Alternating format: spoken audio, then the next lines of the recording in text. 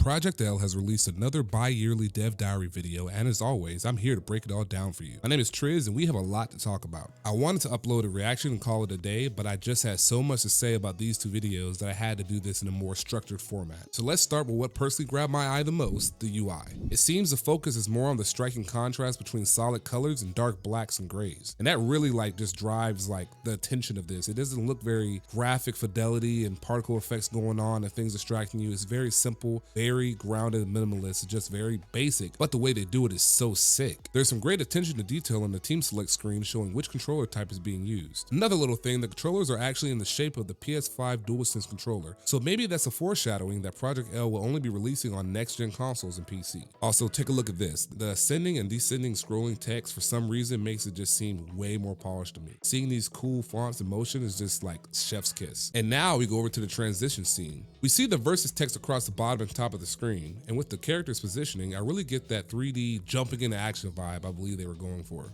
Also, the white text and black backgrounds with the occasional splash of vibrant colors makes the monochrome look very unique and really catches your attention. I don't know how they did it, but this is like my favorite loading splash screen for a fighting game that I've ever seen. Also, in a blink of you miss it moment, you can see that this map is titled Piltover Bridge. For all my Arcane fans out there, this was a very pivotal moment throughout Season 1. Now that we're here in the gameplay, we have the call of action of get ready and let's go. Just like the UI design, it's simple, but it works so well. Up at the top, we have the point and assist characters' respective health bars, as well as the dynamic save bar. Think of the dynamic save as a burst mechanic, a tool to get the opponent off you in a bad situation. You can see a coursing smoke or flame effect inside the dynamic save bar, signifying that this is fully charged and ready to deploy. If you look up to the corners of the screen, the character portraits are tucked to the side out of the way of the action. We also see the combo counter with the same persona-like font that is easy to find but doesn't distract from the gameplay. We also see numerous info tabs that pop up on the side of the screen. They're kind of small, but it does the job well enough. Now we move over to the voice section of the video. While it might not be as flashy as the gameplay section coming up later in the video, I think the Project L team has done a fantastic job of capturing these three characters' attitudes and transferring them over to a fighting game. In League of Legends, there are plenty of grunts and random one-liners that fit the situation, but for Project L, the noises these characters make have to translate correctly over to what they are actually doing per button. Take for instance Darius. If he's using a light attack, he should vocalize exerting some force but not a bunch, while a heavy button on the other hand should showcase that Darius is using a tremendous amount of strength to move that battle axe around. Speaking of Darius, this version of his voice is even deeper and more grisly sounding than his League of Legends counterpart, which is actually kind of crazy. Like, how can you get more menacing and dark sounding than this? Noxus will rise.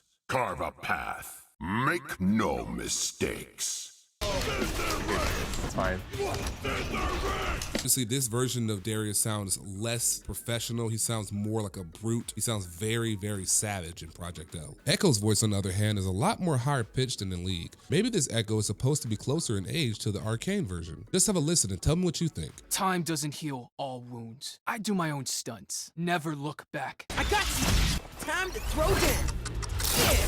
Ahri's voice sounds the most similar, so I won't go over that at this time, but if you hear her in the gameplay they showed, that's pretty much exactly what she sounds like in League of Legends. Now we talk about the juicy bit, the gameplay. This part of the video is going to be the least structured and more of me just gushing about how dope this damn game looks like it's gonna play. Just watching this makes me want to hit the lab and make the most disgusting, unfair mix-up setup that I can think of and try it out on my friends. Now, I don't know how serious duo mode is gonna be in the competitive realm, but undeniably, it's gonna be fun to play. There is this one moment in the dev duo play showcase where the white and black Darius is getting comboed and his partner Ahri is just zooming into the corner. Yes, this was a funny moment, but it made me wonder if there will be any scenarios where both partners have control of their characters on the screen at the same time. Like, could we potentially see a tag come in to save their partner and they can regain access to their character for a short period of time before being forced to retreat? Little things like that really have my mind going crazy. I obviously didn't get a chance to go, so I don't have any of the answers, but I will be going to EVO next week and I'm going to try my hardest to be one of the first people in line to try out the demo and get some of these questions answered. I don't know how I'll be editing this part, but there is a moment where you can see the cooldown on the tag, and it looks like it's between 2 to 3 seconds, which is of course subject to change. This game is definitely not going to be a baby's first fight game like a lot of Project L doubters have been saying. This game looks so degenerate and wacky and fun, and that's exactly what it needs to be. Will there be really jacked up infinity long combos that two-touch you? Of course, but that will probably only be in the higher levels of play, and when that crops up, you do have a slew of defensive options at your disposal so you can use them accordingly. And if you say, well, what if they bait my defensive option and I waste them? Well, I'm gonna say to you,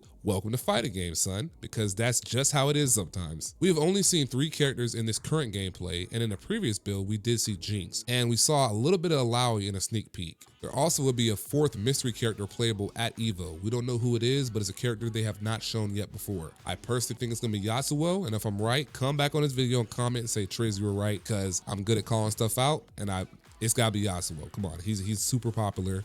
I believe he's gonna make it into the game, and he's gonna be in the game early. They're not gonna wait. But beyond that sidetrack moment, these 3 characters already seem like they're gonna require a significant bit of matchup knowledge. So just imagine what it's going to be like with a full roster. Basically what I'm telling you is when this game is out, you need to stay on it. If you plan on being any kind of competitive, if you plan on being any type of good at this game, the more matchup knowledge you have, the better. And taking any time off and not learning those matchups is probably gonna hurt your gameplay significantly. This game is looking almost perfect for me, to be honest. I'm a big fan of the League of Legends universe, and I might go as far to say that it's my favorite video game universe ever. I'm pretty sure it is for me. Plus, I love the characters and lore that it brings. Combining that with fighting games is just too good. This game, no joke, is the reason I started this channel back up. Everything I'm doing now is preparation for what's to come, and what's to come is looking spectacular. So that about does it for this one, guys, and you've heard my thoughts. Now I want to hear yours. What do you think of duo mode? How does the game look to you? Are you going to be attending EVO this year and try out the demo with me? And if you're not going, how bad does that feel? Leave all that stuff down in the comments, and while you're down there, hit the like button and subscribe. If you sat through this video, you are the kind of people I need to subscribe to my channel. Thank you in advance for doing so, because I know you did it, because I know you're just that awesome. But until next time, guys, I'm getting out of here, and deuces.